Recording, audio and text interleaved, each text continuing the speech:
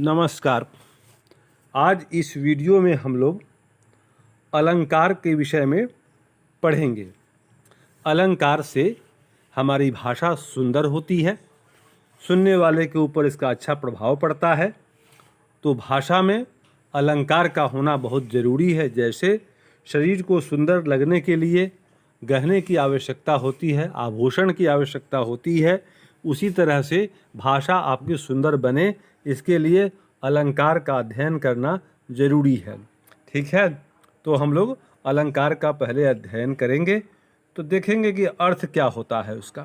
तो इसका अर्थ होता है आभूषण या श्रृंगार। आभूषण या श्रृंगार का मतलब है अलंकार। अतः काव्य की शोभा बढ़ाने वाले शब्द अलंकार कहलाते हैं। यह काव्य में ही क्यों, भाषा में भी जो शब्द की शोभा बढ़ावे उसको अलंकार कहते हैं। तो भाषा या काव्य या कहानी किसी भाषा में शोभा बढ़ावे उस शब्द को हम लोग कहते हैं अलंकार। अलंकारों के भेद बताए गए हैं। तो पहला है शब्दालंकार, दूसरा है अर्थालंकार और उभयालंकार तीसरा हुआ। अलंकार के भेद कितने हुए? 3। पहला शब्दालंकार,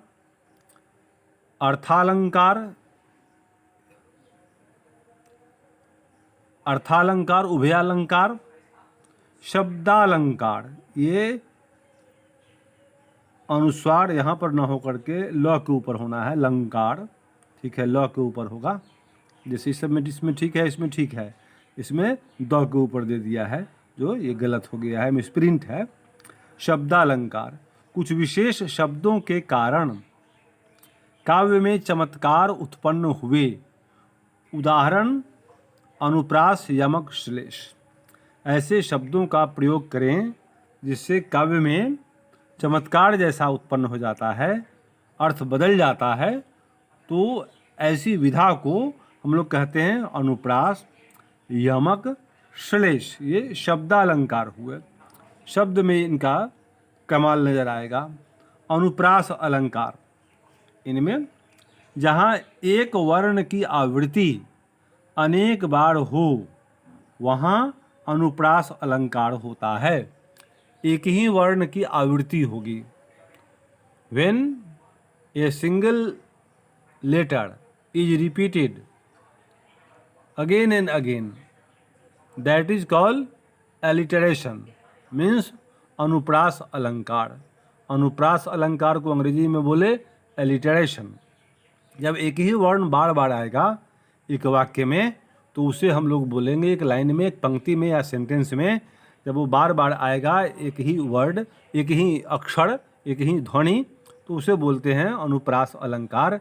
रिपीट होगा एक ही वर्ण। जैसे इसमें देखिए, जैसे में कल कानन कुंडल मोर पखा उर्पे बनमाल विराजती। ये क क क, ये क इसमें आवृत हुआ, क की आवृत्ति हुई बार बार। तो ये क एक ही वर्ण है लेकिन बार बार इसमें कल में भी है, कानन में भी है, कुंडल में भी है। तो ये क की आवृत्ति हुई, इसलिए ऐसे सेंटेंस में बोलेंगे इस वाक्य में आपको अनुप्रास अलंकार का इस्तेमाल हुआ है। अनुप्रास में एक ही वर्ण का रिपीट होगा, वही बार बार आएगा। तरणी तनुजा तट तमाल तरुवर बहुछाए। तो का इसमें देखिए, ये तो क्या है? तो तरणी में भी, तनुजा में भी, तट में भी, तमाल में भी, तरुवर में भी। तो ये तो ये का तो यहाँ बार बार आया, इसका मतलब है कि ये अनुप्रास अलंकार हुआ। अब दूसरा है यमक अलंकार। यमक अलंकार का मतलब क्या है? तो देखिए, जहाँ एक शब्द बार बार आए किंतु उसका अर्थ बदल जाए वहाँ पर यमक अलंकार होता है। एक ही शब्द एक बार से ज़्यादा बार में आएगा लेकिन उसका अर्थ बदल जाएगा। जैसे काली घटा का घमंड घटा। तो ये घटा, काली घटा मतलब बादल, ठीक है, और घमंड घटा मतलब कम हुआ।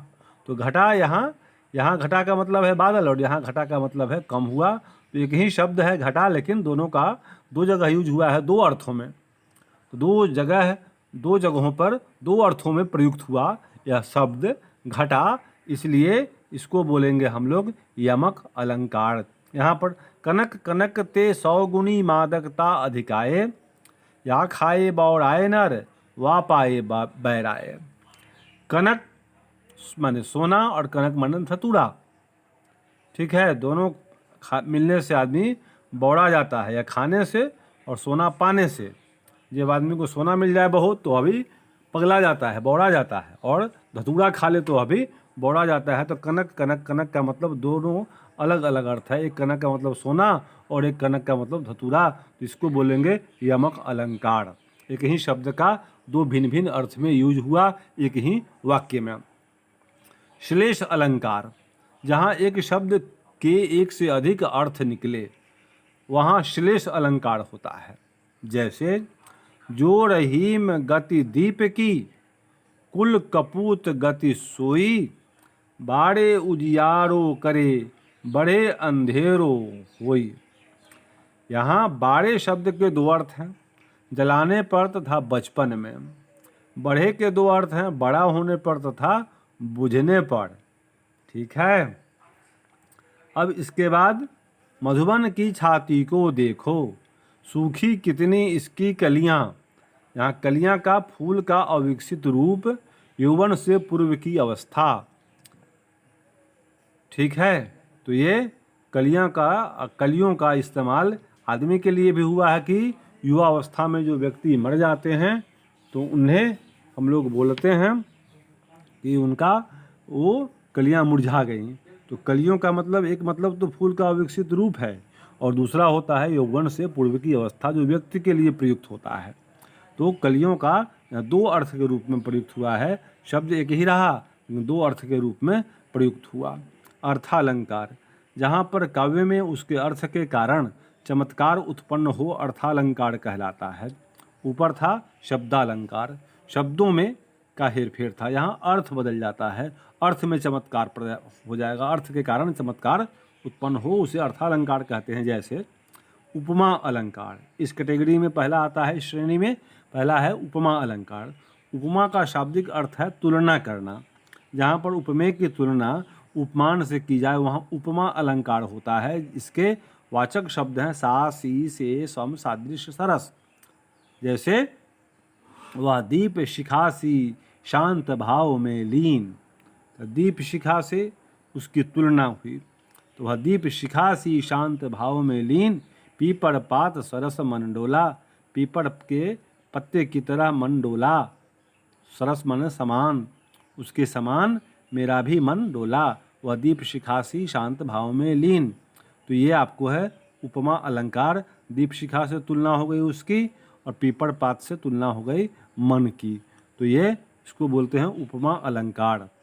हिंदी में, इंग्लिश में इसको एज और लाइक से हम लोग शो करते हैं, ठीक है। एज और लाइक लिख देंगे तो हो जाएगा। तो she is like a rose, she is as a rose, ठीक है। एज और लाइक का यूज हुआ तो उपमा अलंकार है। इसको इंग्लिश में बोलते हैं हम लोग सिमिली, ठीक है। अब दूसरा देखिए इसके बाद रूपक अलंकार। रूपक है, ये मेटाफर है। तो रूपक अलंकार को अंग्रेजी में बोलते हैं मेटाफर। जहाँ गुण की अत्यंत समानता दर्शाने के लिए उपमेय और उपमान को अभिन्न कर दिया जाता है वहाँ रूपक अलंकार होता है। जैसे कहते हैं कि वाह शी इज लाइक ए रोज, तो सिमिली हो गया, वो हो गया उपमा अलंकार हिंदी में। और she is a rose direct कर दिए, एज लाइक हटा दिए, की तरह नहीं, उसकी जैसा नहीं, बल्कि वही है। क्या है कि ऊँट रेगिस्तान का जहाज है, रेगिस्तान के जहाज की तरह नहीं है। जहाज की तरह अगर कह देंगे तो होगा उपमा अलंकार। लेकिन रूपक हो गया अगर उसको डायरेक्ट बना देंगे पूर्ण रूप से, जैसे ऊँट रेगिस्तान का जहाज है, डायरेक्ट जहाज ही है, जहाज की तरह नहीं है, तो यह हो गया रूपक। और तुलना करेंगे एज लाइक लगा के की तरह कहेंगे तो वह हो जाएगा आपको उपमा, और यह है रूपक। रूपक में डायरेक्ट होगा, उसकी जगह पर वो आ जाएगा, की तरह नहीं होगा। पायो जी मैंने राम रतन धन पायो, राम के समान रतन पाया, ये नहीं है। राम रतन डायरेक्ट, राम क्या है, रतन है एक। चरण कमल बंदों हरिराई, चरण कमल की तरह चरण नहीं, चरण कमल, वो कमल जो है चरण है, कैसा है, एकदम कमल की तरह है, वो कमल ही है, वो चरण कमल बंदों हरिराई। ये आपको रूपक अलंकार है। ये समझना आसान है कि आपको की तरह अगर लिखा रहेगा उसके जैसा, तो वह आपको उपमा होगा, और पूर्णतः उसी की जगह रहेगा बिना उसकी तरह जैसा लिखा हुआ, तो आपको हो गया रूपक। रूपक को अंग्रेजी में बोले मेटाफर, और या उपमा को बोलेंगे सिमिली।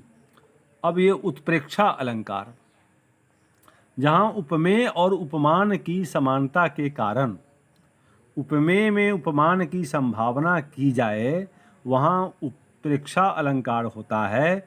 इसके वाचक शब्द हैं मनु, मानो, जनु, जनहु, मनहु आदि। जैसे जैसे देखिए समझ में आ जाएगा। पाहुन ज्यों आयो हो गाँव में शहर के, जैसे मानु दृग फाड़ी अनेक जमुन निरखत ब्रज शोभा, सिर फट गया उसका मानो अरुण रंग का घड़ा। तो ये उत्प्रेक्षा अलंकार इसको हम लोग बोलते हैं। अतिशयोक्ति अलंकार, जहाँ किसी गुण या स्थिति को बढ़ा चढ़ाकर वर्णन किया जाए, वहाँ अतिशयोक्ति अलंकार होता है। बढ़ा चढ़ा के कहना है।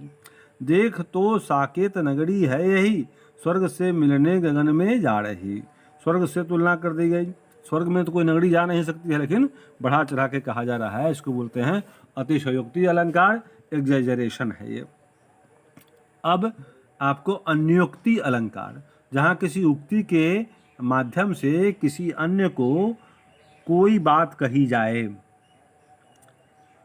वहाँ अन्योक्ति अलंकार होता है। ठीक है। जैसे फूलों के आस पास रहते हैं, सिर पर कांटे उदास रहते हैं। फूलों के आस पास रहते हैं, फिर भी कांटे उदास रहते हैं। अन्योक्ति है, किसी और के लिए कहा जा रहा है कि कांटे उदास रहते हैं, भले ही वो फूलों के आस पास रहते हैं। नहीं पराग नहीं मधुर मधुर, नहीं पराग नहीं मधुर मधु, नहीं विकास इहि काल। अली कली ही सौ बंध्यो बंच्यो, आगे कौन हवाल।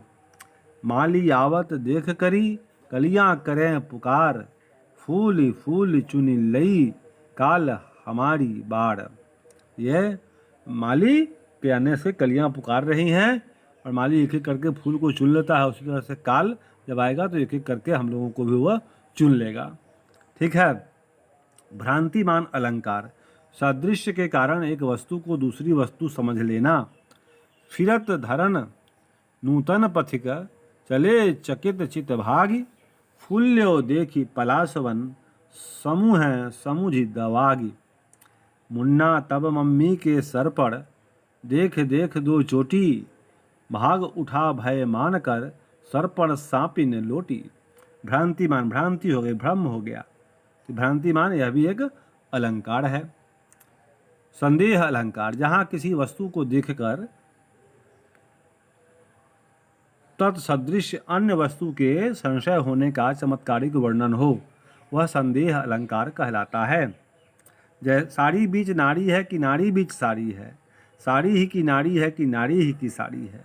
दुर्योधन ने जब साड़ी खींच ली द्रौपदी की, तो इतनी साड़ी वहाँ ढेर, साड़ी की एक ढेर जमा हो गई। भगवान ने सप्लाई कर दिया साड़ी। तो वो कहना मुश्किल था कि साड़ी के बीच नारी है कि नारी के बीच साड़ी है, संदेह पैदा हो गया। तो यह भी एक अलंकार है। व्यतिरेक अलंकार, जहाँ उपमेय में उपमान की अपेक्षा कुछ विशेषता दिखाई जाए, यहाँ वहाँ व्यतिरेक अलंकार कहते हैं। जैसे संत हृदय नवनीत समाना, संत का हृदय कैसा है तो नवनीत मक्खन की तरह। कहा जीवन पै कहत न जाना, कहा कविन पै कहत न जाना। चंद्र सकलंक मुख निष्कलंक, दोनों में समता कैसी। विरोधाभास, चंद्र क्या है, कलंकित है, लेकिन मुख जो है उसका एकदम निष्कलंक है, जिससे हमने यहाँ कंपेयर किया, तुलना किया। तो ये व्यतिरेक है। व्यतिरेक का मतलब उपमेय, जिससे उपमेय जो शब्द है में उपमान की अपेक्षा कुछ विशेषता दिखाई जाए, कि जिससे तुलना कर रहे हैं उससे ज़्यादा उसमें विशेषता दिखाई जाए, जिस वस्तु की तुलना हो रही है।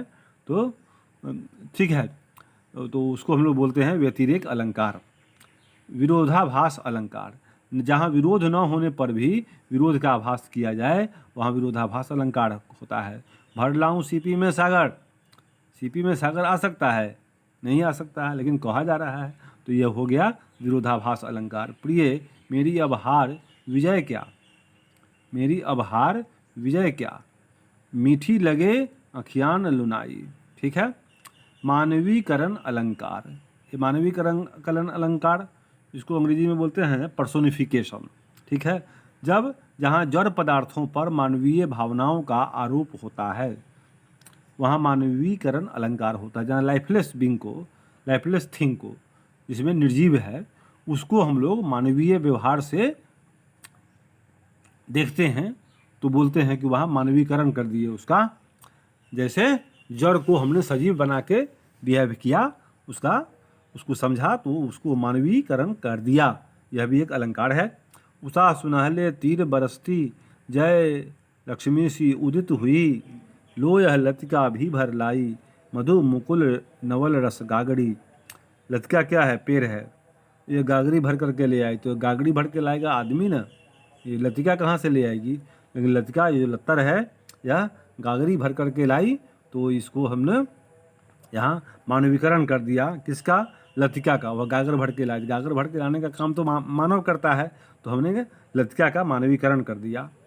मेघ आए बड़े वन ठन के संवड़ के, मेघ आए बड़े वन ठन के संवड़ के, वन ठन के संवड़ के तो आदमी आता है।